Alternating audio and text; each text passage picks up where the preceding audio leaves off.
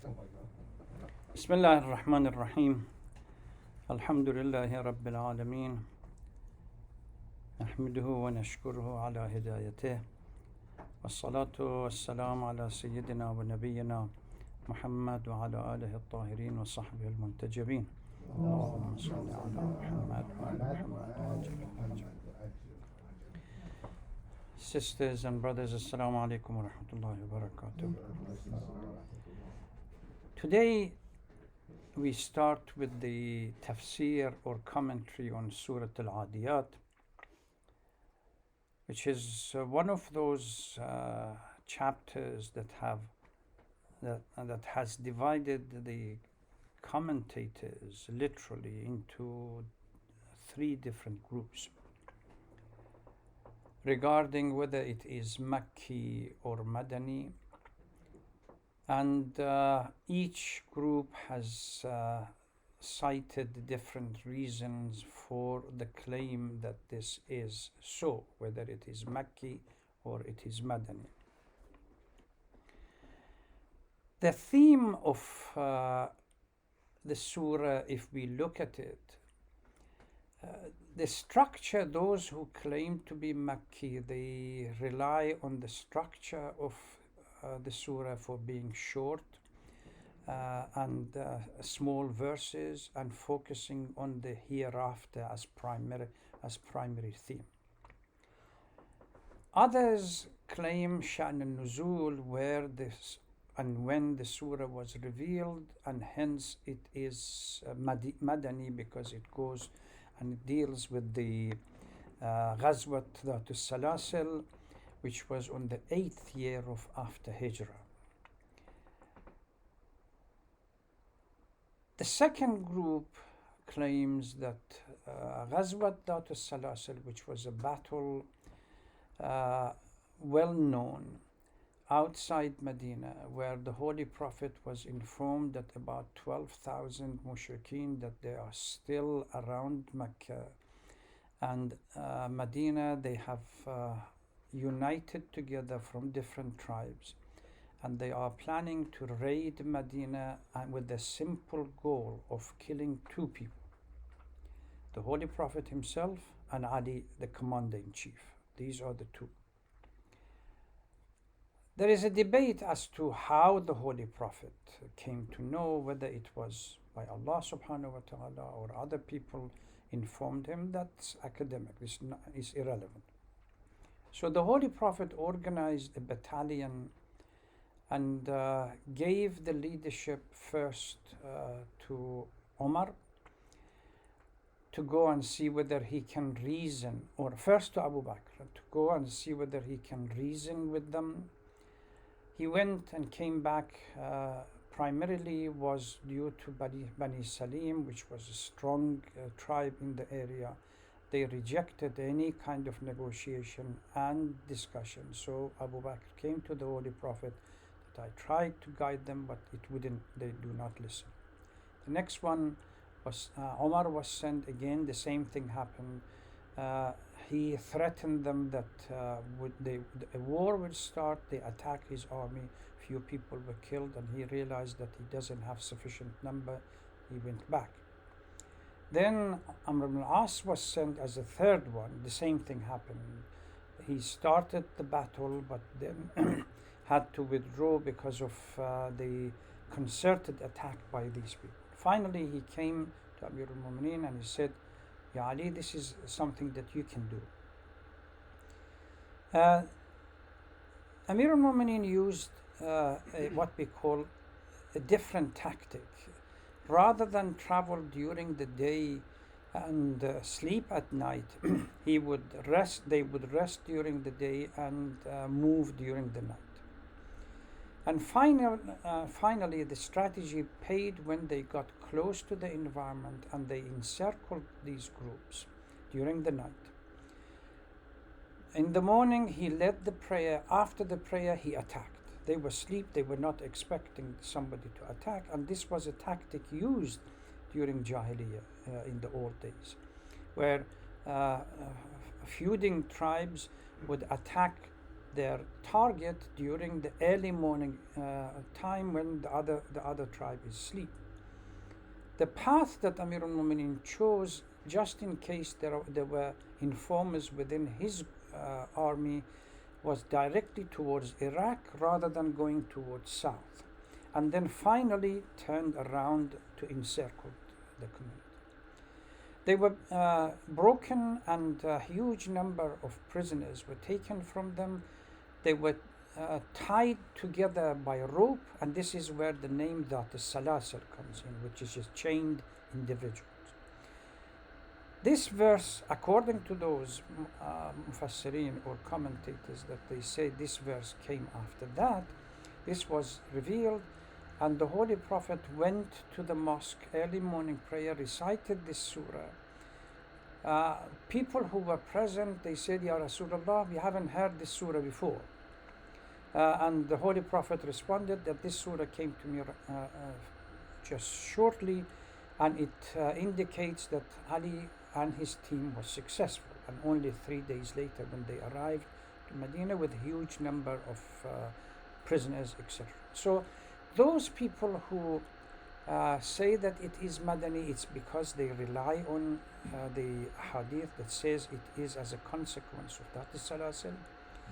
Those who say Makki, they primarily the structure and the major theme of the surah are cited to be the reason why they call it Madani.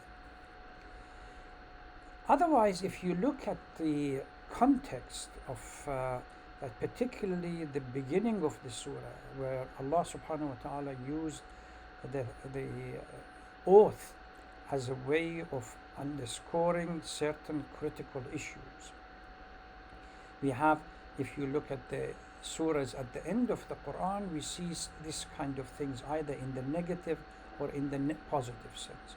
Sometimes وَالشَّمْسِ وَضُحَاهَا, the positive one, sometimes in a negative one, لا أقسم بهذا البلد. But it is a qasam, it's an oath, but it's a unique genre or what we call linguistic style in the Arabic literature. So Quran uses the same kind of structure by at least the beginning, the beginning of the surah that talks about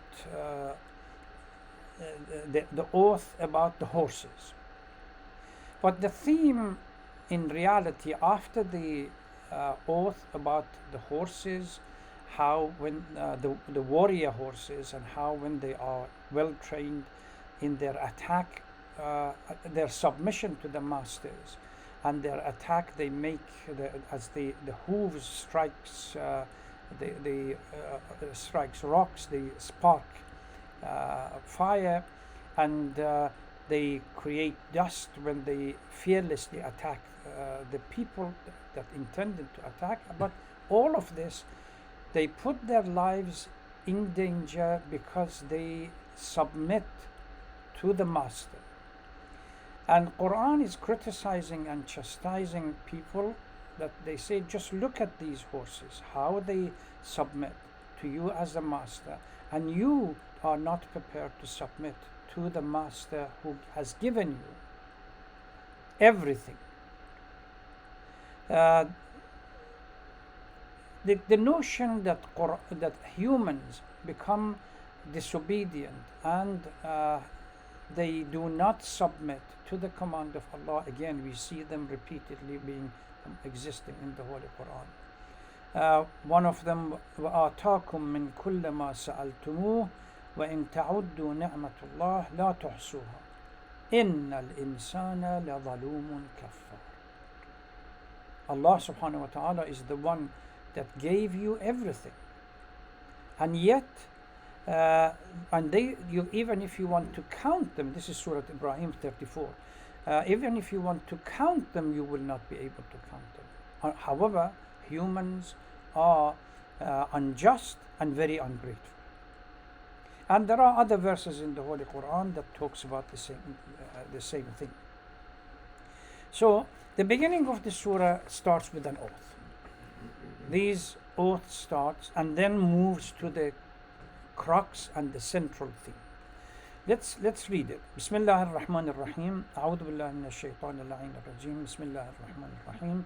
والعاديات ضبحا فالموريات قدحا فالمغيرات صبحا فأثرن به نقعا فوسطن به جمعا إن الإنسان لربه لكنود وإنه على ذلك لشهيد وإنه لحب الخير لشديد أفلا يعلم إذا بعثر ما في القبور وحصل ما في الصدور إن ربهم بهم يومئذ لخبير. Panting, galloping horses, producing fire by thumping their hooves, launching assaults at dawn, generating dust from the dash and barging into a throng with the dust bear witness. So all of these are the oath part. Then comes the central theme, that man is very ungrateful to his Lord. And he himself is a witness to this attitude. And he is very fond of wealth. Is he not aware of the time when graves are laid open and secrets of the hearts are revealed? Indeed, on that day their Lord shall be well aware of them. Now, if we look at this, the وَالْعَادِيَاتِ فَالْمُورِيَاتِ فَالْمُغِيرَاتِ صُبْحًا فَأَثَرْنَ بِهِ فَوَسَطْنَ all of these are part of the oath, talking about the war horses. But all of these laid down to get to the point where how humans are ungrateful despite the fact sometimes Quran refers because of the Arab of Jahiliyyah and their association with camel.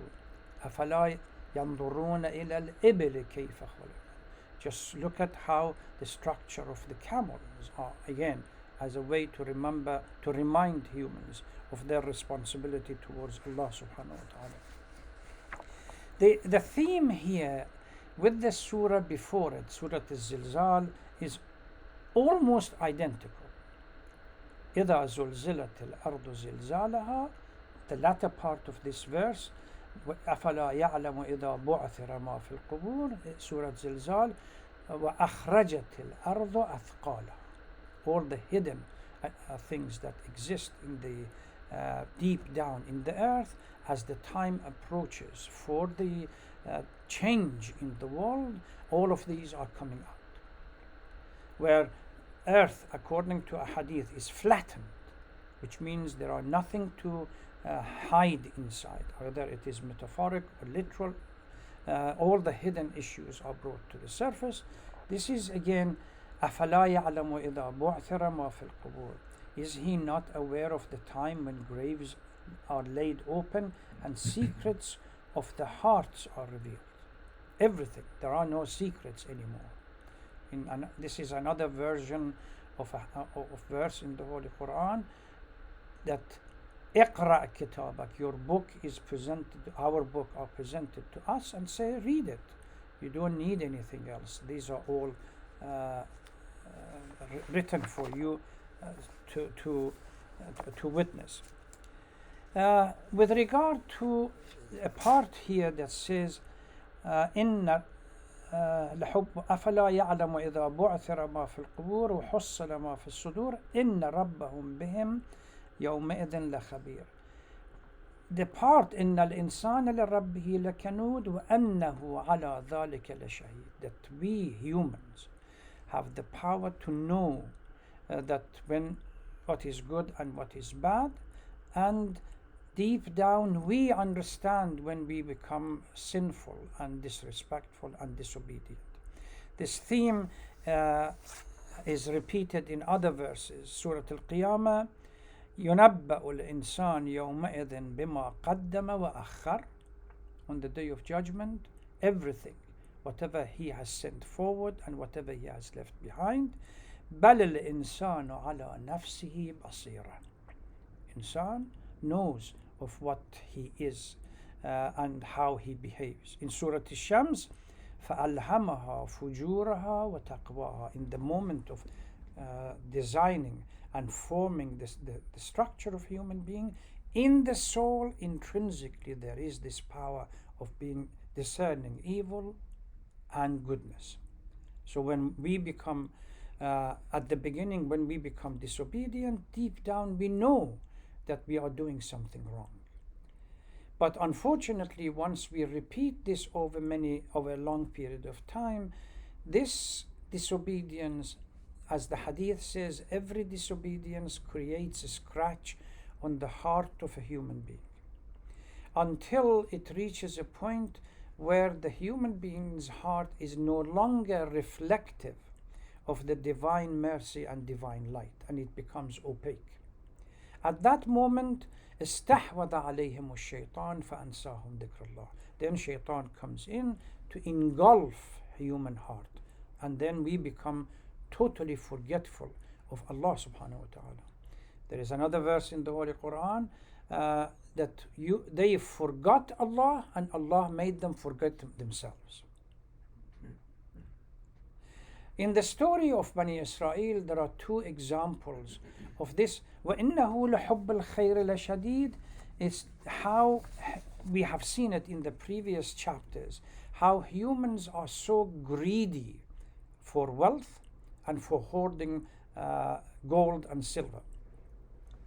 حُبُّ الْمَالِ زُيِّنَ لِلنَّاسِ حُبُّ الشَّهَوَاتِ مِنَ النِّسَاءِ وَالْبَنِينَ, and then says وَالْقَنَاطِيرِ الْمُقَنْطَرَةِ.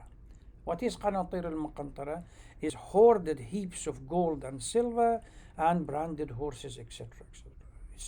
As the age goes up, the desire for wealth and hoarding of the wealth increases. Some commentators have said زُيِّنَ لِلنَّاسِ حُبُّ الشَّهَوَاتِ مِنَ النِّسَاءِ وَالْبَنِينَ, etc. They are talking about phases of human life. Early phase, where the hub and the desire is for nisa, then having children, then and so on, and ultimately hoarding of wealth, land, horses, and gold and silver around the end. It is just unbelievable how, as we get older, our desire for wealth increases and for hoard increases. We begin to be proud of the wealth we have accumulated, and be somehow disrespectful to those that they don't possess that kind of wealth. There are two people in the story of Bani Israel that Allah subhanahu wa ta'ala, one in Surah Al-Qasas and the other one in Surah Al-A'raf, gives us as an example not to become too arrogant. One is the story of Bal'am Ba'ura. He was the one that Allah subhanahu wa ta'ala granted him knowledge, but he used the knowledge to disobey and fall. And in that particular story, وَاتْلُ عَلَيْهِمْ نَبَأَ الَّذِي آتَيْنَاهُ آيَاتُنَا فَانْسَلَخَ مِنْهَا in Surah Al-Qasas. وَلَكِنَّهُ then changed. This knowledge without a clear spiritual foundation becomes a liability. They say Einstein, when the first nuclear bomb was exploded in the desert in southern United States, when he saw the picture of this mushroom cloud, he said, "Oh Lord, what have I done?" When knowledge then left in the hand of people who have no moral principle, easily, we see this now in Gaza, easily being used to destroy people and to annihilate without even blinking. So two people became condescending. Number one was on the extreme side, which had knowledge, and then yet he fell, Bal'am Ba'ura, that some people said, remember the usage of the الَّذِي آتَيْنَاهُ آيَاتِنَا, we gave him the knowledge. There is another person in the Holy Quran that that this giving the knowledge is well known. Prophet Khidr.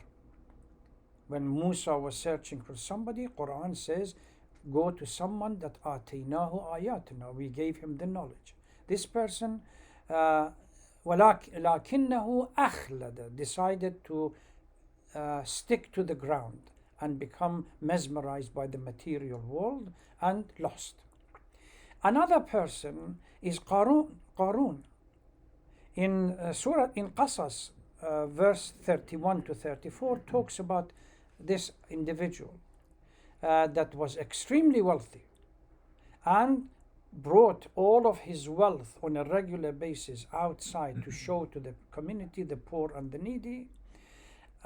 Even Quran uses an expression that the keys to the safes that are full of money or jewelry that he had would be carried by camels or horses.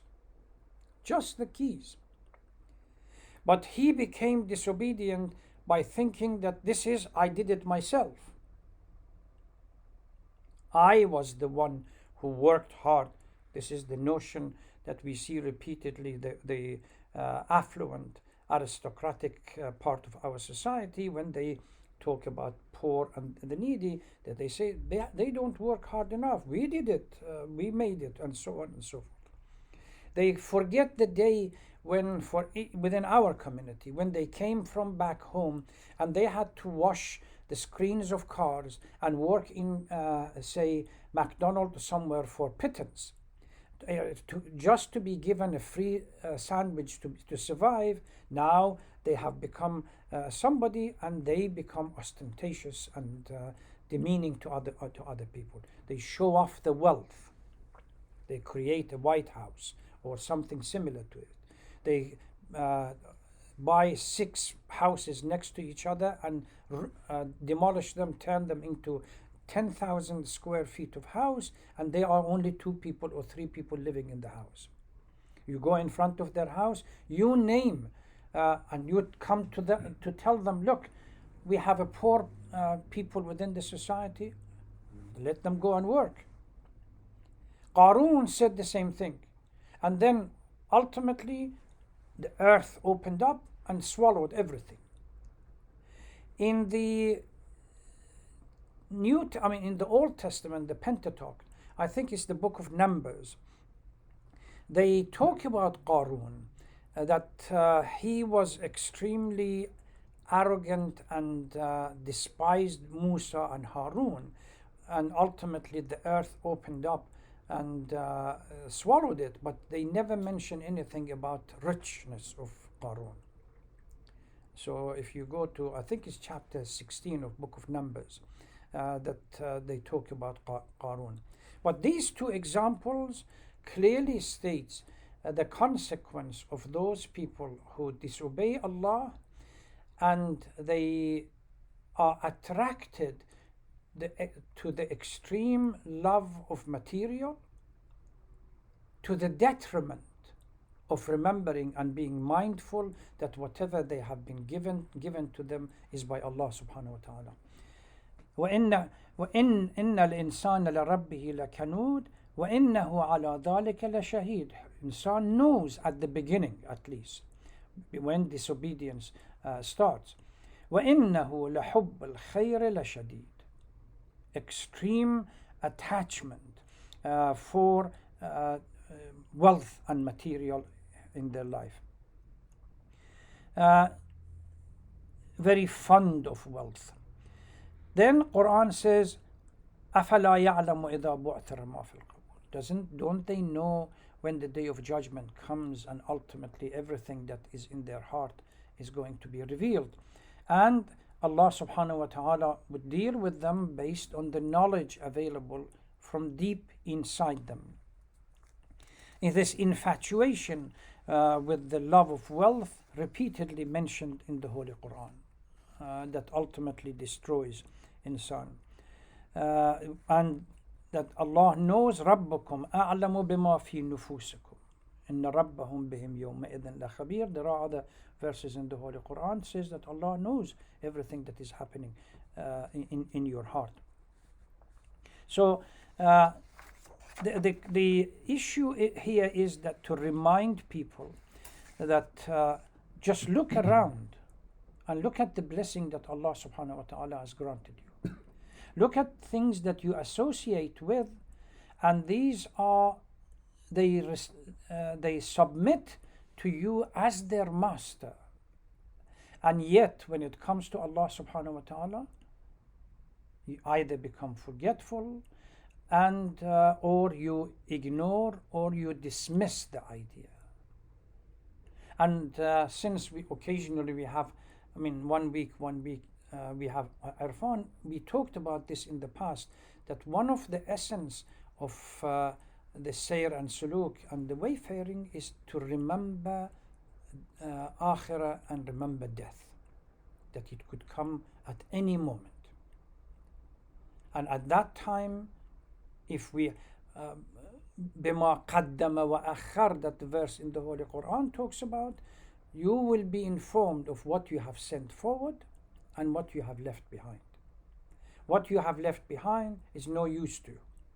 What you have sent forward will be useful if they are of magnitude, the sizable magnitude that can be used. So in this verse is trying to remind us that not to be too infatuated with the love of wealth, to be grateful for the blessing that Allah subhanahu wa ta'ala grants us, and because of that blessing to be respectful and to be subservient to Allah subhanahu wa ta'ala for everything else that has given it to us. I'll stop here, and then if we have any question. Thank you very much.